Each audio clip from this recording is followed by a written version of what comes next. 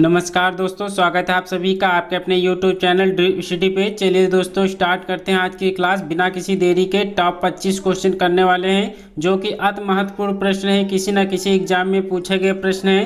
पहला प्रश्न आपकी स्क्रीन पर दिया गया है। हिंदी के शब्दों का लिंग निर्धारण किसके आधार पर होता है? हिंदी के शब्दों का लिंग निर्धारण किसके आधार पर होता है? दिए गए ऑप्शन में से सही जवाब बताना है। तो ऑप्शन नंबर सी जो है क्रिया जो है इसका बिल्कुल सही जवाब होगा। हिंदी के शब्दों का लिंग निर्धारण जो है क्रिया के आधार पर होता है। तो ऑप्शन नंबर सी जो है इसका बिल्कुल सही जवाब होगा। अगला प्रश्न आपसे पूछा गया है, परिसरमी शब्द में कौन से विशेषण का बोध होता है? परिसरमी शब्द में कौन से विशेषण का बोध होता है आपसे पूछा गया है। दो का जवाब करना है। तो ऑप्शन नंबर सी जो है प्रमाणवाचक विशेषण इसका बिल्कुल सही जवाब होगा। ऑप्शन नंबर सी जो है इसका बिल्कुल सही जवाब होगा।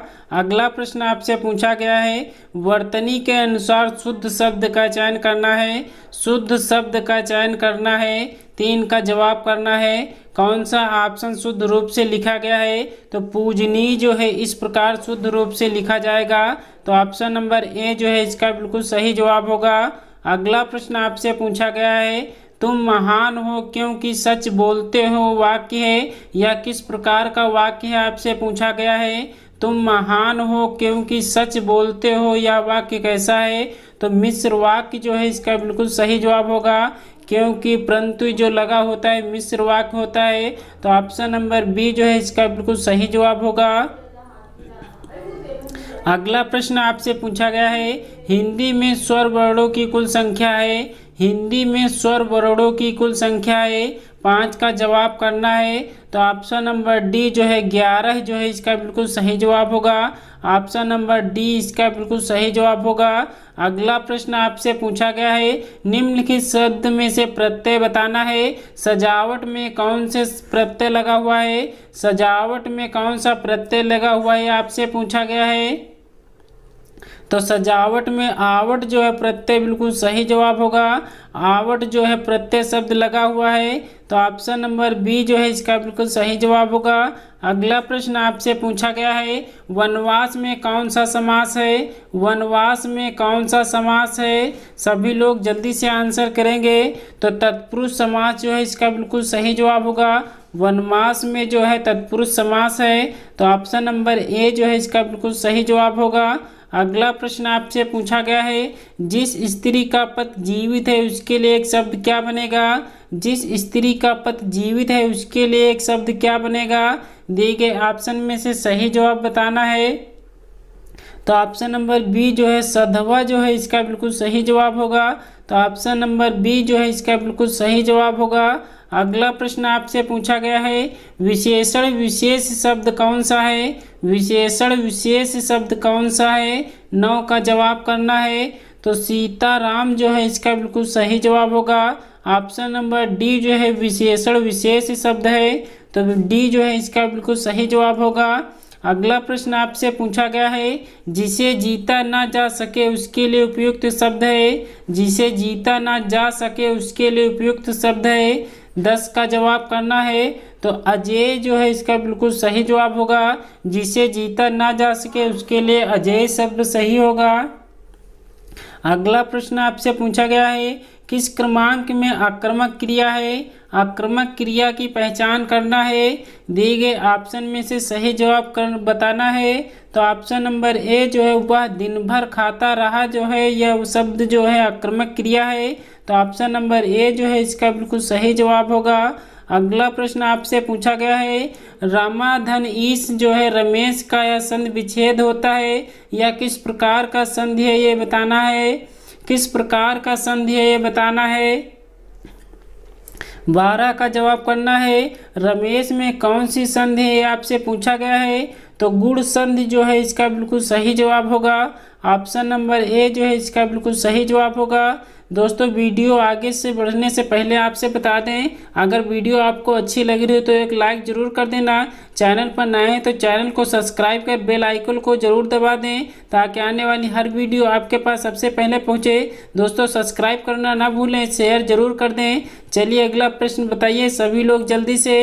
अर्थ के आधार पर वाक्य के कितने भेद होते हैं? अर्थ के आधार पर वाक्य के कितने भेद होते हैं? तो 8 जो है इसका बिल्कुल सही जवाब होगा। अर्थ के आधार पर वाक्य के 8 भेद होते हैं, तो ऑप्शन नंबर सी जो है इसका बिल्कुल सही जवाब होगा। अगला प्रश्न आपसे पूछा गया है, इनमें किस शब्द में उपसर्ग नहीं लगा है? किस शब्द में उपसर्ग नहीं है आपसे पूछा गया है।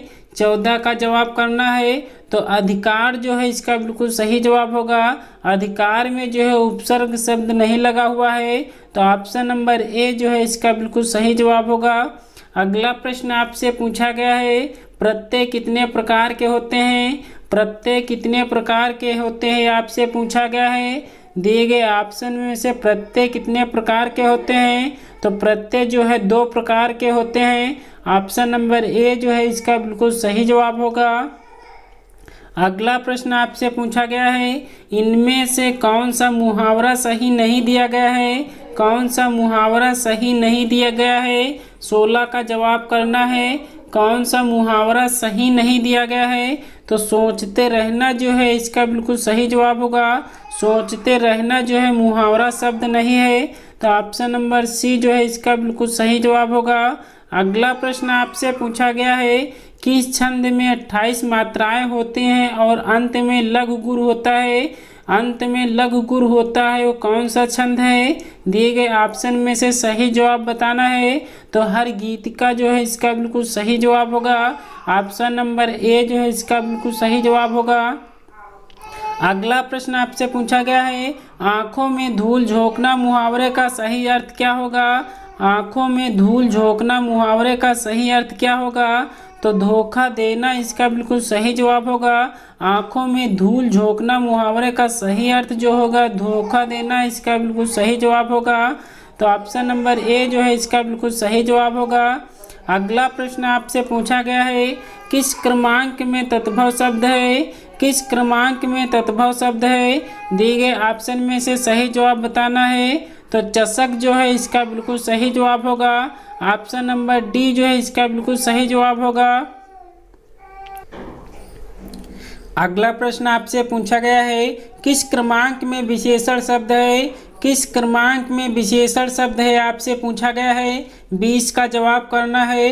तो ऑप्शन नंबर सी जो है पुष्पित जो है विशेषण शब्द है, तो ऑप्शन नंबर सी जो है इसका बिल्कुल सही जवाब होगा। अगला प्रश्न आपसे पूछा गया है, इनमें कौन सा संधि का प्रकार नहीं है? इनमें कौन सा संधि का प्रकार नहीं है आपसे पूछा गया है। कौन सा संधि का प्रकार नहीं है? तो ऑप्शन नंबर ए जो है भाषा संधि जो है संधि का प्रकार नहीं है, तो ऑप्शन नंबर ए जो है इसका बिल्कुल सही जवाब होगा। अगला प्रश्न आपसे पूछा गया है, जो दूसरे के सहारे जीता हो उसके लिए एक शब्द क्या होगा?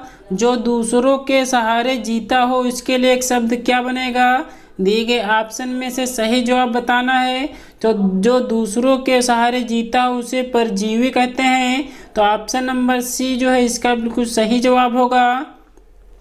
अगला प्रश्न आपसे पूछा गया है, जलज का क्या अर्थ है? जलज का क्या अर्थ है आपसे पूछा गया है। वीडियो में ये प्रश्न आया हुआ है, सभी लोग जल्दी से आंसर करेंगे। जलज का अर्थ क्या होता है?